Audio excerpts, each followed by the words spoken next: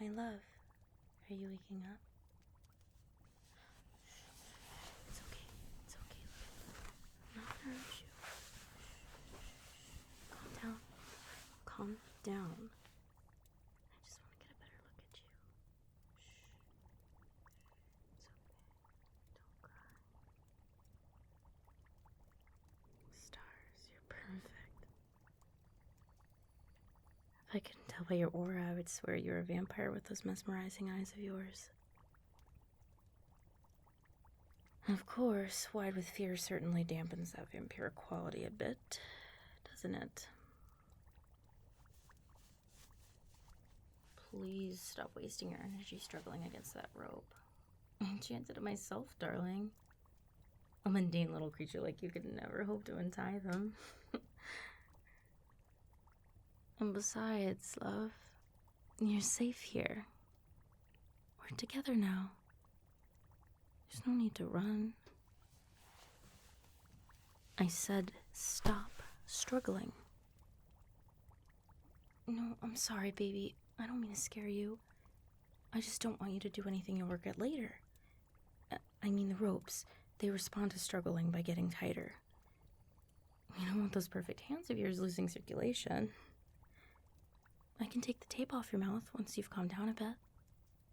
But only if you promise you won't scream. I've already taken some precautions to keep anyone from hearing us anyway, but I don't want our first official meeting to get off on the wrong foot with screaming. This isn't an ideal first date, I know. But you have to understand, I didn't have much of a choice. The Elder Council frowns upon exposing our magic to mundane folk, and well... You look confused. I'm sorry, love. It's just been a while since I've spoken with a human like you. I forget how much your kind is ignorant to. Just know if I could have done this any other way, I promise I would. I hope you believe me when I say that. You believe me, don't you? Good. Have you calmed down enough for me to take the tape off from your mouth, love? Awesome. Here, let me just...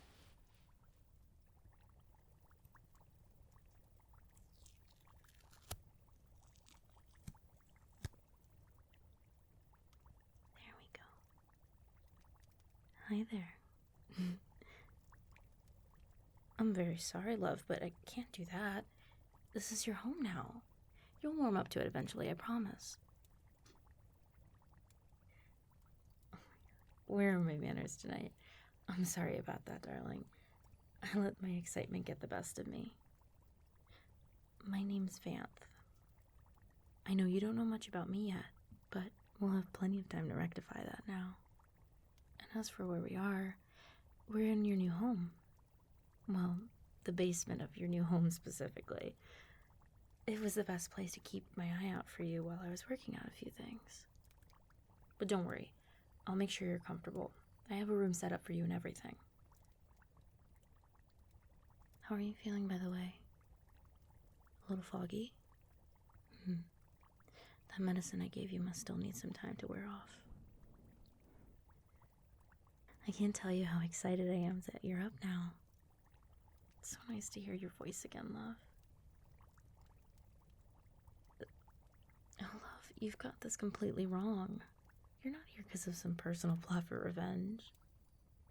I love you. I know you don't know me yet, but I've known you for some time now. We're soulmates. I don't expect you to understand just yet, but I'll be sure to explain everything to you in due time. To put it simply, you were lost to me. For ages. But I found you, and I won't let anything or anyone stand in the way of our love again. You don't know what you're talking about. But I know it's not your fault, baby. Don't worry. I won't hold that against you. Now, before I forget, I'm sure you're probably thirsty. You were out for quite some time.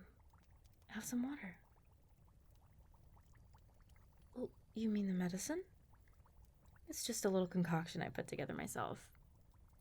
Kava can be a great herbal remedy for taking the edge off of a long day, but with a little knowledge and just a little bit of magic skill, it can synthesize into something that'll really knock you off your feet.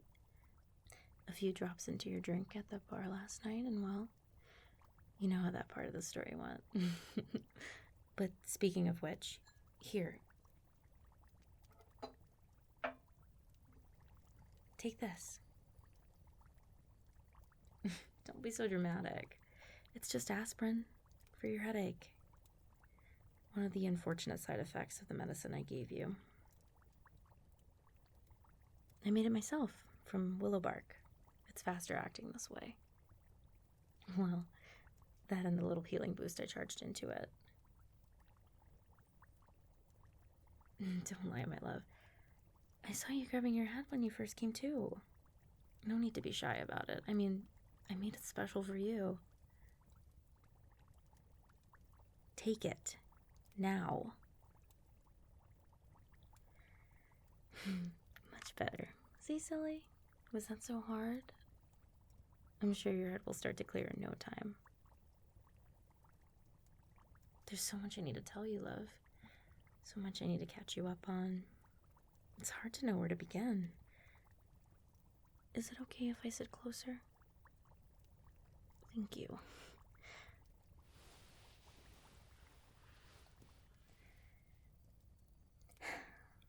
It almost feels like how things used to be with you near me like this.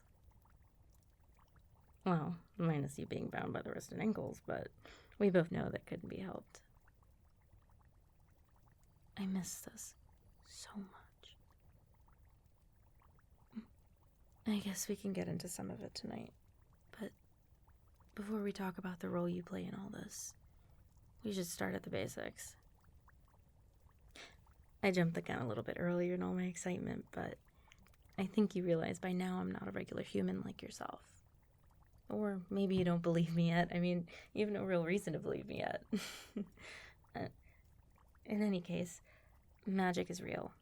I'm not exactly human. Well, not in the way you understand humanity anyway. Look, I can show you.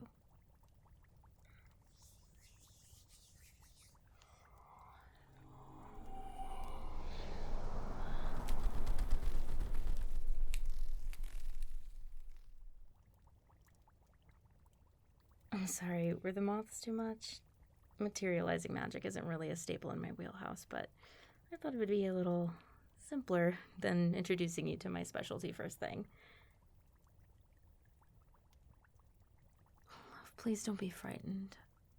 I know this is a lot for one night, but you're not asleep right now. You're very much awake.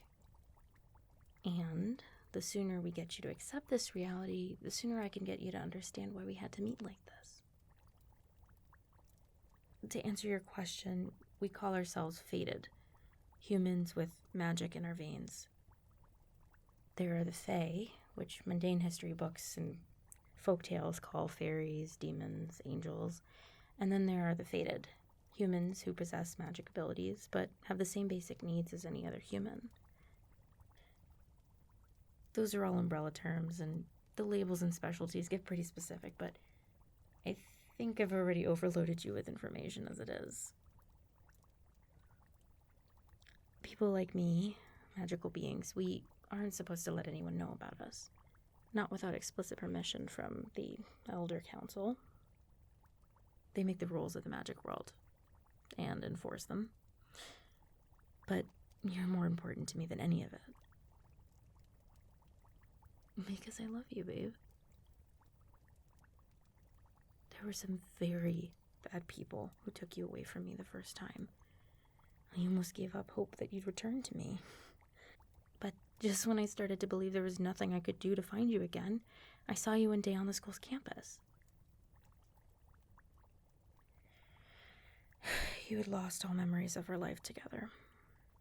It hurt so much to see you right in front of me all those times and not be able to run up and talk to you. Not be able to tell you everything. You had this whole other life I didn't fit into. All these people around you. They didn't even know how lucky they were. How unworthy they were of your friendship. I just knew if we could just get back those lost parts of you, you'd remember everything. I spent years searching, hoping to find the right magic that would bring us back to each other. And when the right time comes, you'll understand that this little rough patch was all worth it in the end. I know, baby. It's a lot to take in. I'm not going to rush you on this. It's been a long night, and you're going to need some time to recover. You can lie down here on this couch and rest for a while. I'm going to go ahead and make us some dinner, and then once you've eaten, I'll show you to your room, okay? I'm sorry, love. I know they're not the most comfortable, but I can't take the ropes off just yet. We'll work our way up to that soon, I promise. But they won't hurt unless you resist them. Try to relax, please. I'll get back to you soon.